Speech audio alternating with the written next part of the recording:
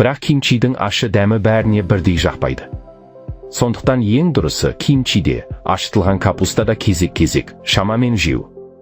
Маңыздысы бұл өнімдерді міндетті түрде шикі күйінде пайдалану. Қайнатылған, пастерленген түрлерінде тірі пайдалы бактериялар болмайды. Ал енді тоғышек полиптерінің алдын алу жайына келсек, ашытылған капуста бұл жерде де өте маңызды. Полип шек қабырғасында өсіп шығатын тін, ал кейбір түрлері уақыт өте қатерлі ісікке айналуы мүмкін. Ашытылған көкөністердегі сүтқышқылды бактериялар патогендерді басады, шек жасушаларының қорғаныш қабатын күшейтеді, канцерогендерді байланыстырып, қабынуды азайтады. Бұл өнімдер тек пробиотик қана емес, сонымен қатар пребиотик те. Яғни ішек микрофлорасын қоректендіретін талшыққа бай. Сол талшықтардан түзілетін май қышқылдары ішектегі қабынуды азайтып, полиптер мен ісіктердің өсуін тежейді. Күнде көп мөлшерде жеу